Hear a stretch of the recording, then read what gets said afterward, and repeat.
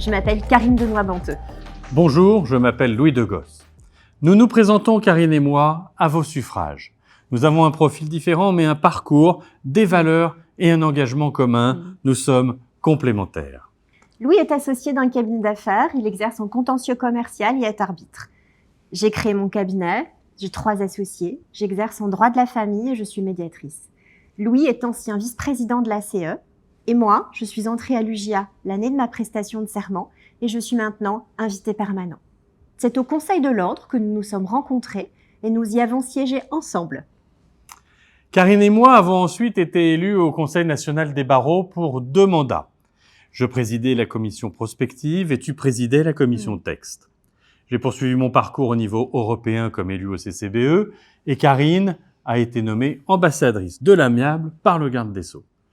Au Conseil de l'Ordre, j'ai créé la commission Affaires publiques et toi, Karine, tu étais en charge de la commission collaboration et tu as aussi créé la commission femmes, supprimée depuis et que nous rétablirons parce que les inégalités d'exercice demeurent, notamment pour les jeunes consoeurs lorsqu'il s'agit de parentalité et d'évolution de carrière. Notre programme est tourné vers les préoccupations pratiques et quotidiennes des confrères. Et nous avons 4 axes: l'humain, l'économie, la modernisation et l'influence. Si nous sommes élus pour chacun de ces axes, nous prendrons des mesures phares dès notre prise de fonction. Pour l'humain, première mesure, un service dédié au recrutement et à l'installation. Il faut faciliter la rencontre entre cabinets et collaborateurs, en particulier pour la première collaboration, mais aussi pour les besoins spécifiques tels que les recrutements à temps partiel ou de courte durée pour les congés maternité ou congés maladie. Ce service doit aussi aider au recrutement d'assistants et d'office managers et à la recherche de locaux et de domiciliation.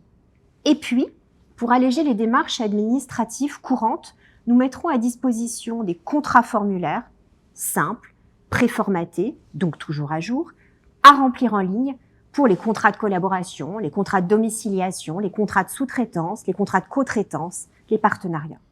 Sur l'économie, 2 mesures pour améliorer la trésorerie des cabinets. Premièrement, une injonction de payer pour nos honoraires, parce qu'il n'est pas normal que l'avocat doive initier toute une procédure pour être payé. Deuxièmement, la création d'un mécanisme permettant l'avance par l'ordre des indemnités pour les congés maternité, les congés maladie et même pour les paiements d'AJ avec subrogation des bénéficiaires. Nous ne nous arrêterons pas là. Pour dynamiser l'économie de nos cabinets, nous nous battrons pour que la rémunération de l'apport d'affaires soit enfin organisée. Sur la modernisation, une mesure que nous voulons mettre en place immédiatement. Parce que les avocats ne doivent pas être tributaires des informaticiens, des logiciels, de l'intelligence artificielle. Nous organiserons un boom du numérique, un événement gratuit pour tous afin d'accompagner une grande impulsion numérique. Nous offrirons aussi un logiciel métier gratuit pour tous pour gérer la facturation des honoraires et l'accès à une base de données, ce qui permettra de baisser les coûts de fonctionnement de nos cabinets. Et puis, dans la poursuite des actions engagées, nous recenserons les instruments d'intelligence artificielle utilisables sans risque par la profession, avec des formations en ligne, accessibles gratuitement et à n'importe quel moment, pour apprendre à utiliser l'IA. Et puis, sur l'influence, autre mesure. Nous voulons un barreau fort, un barreau protecteur de l'état de droit, un barreau influent, un barreau acteur du changement. Nous avons les meilleurs spécialistes au barreau de Paris. Nos commissions ouvertes doivent évoluer pour devenir de véritables collèges d'experts, rassemblant avocats, magistrats et universitaires pour être force de proposition et accroître l'influence du barreau de Paris. Le lobbying, c'est ça. L'influence des avocats, c'est aussi la fierté de notre titre et la force de notre déontologie. Ensemble, nous sommes plus forts. Pour vous représenter utilement, nous devons être proches de vous. Le barreau de Paris ne doit pas faire exception à cette règle, même si nous sommes très nombreux.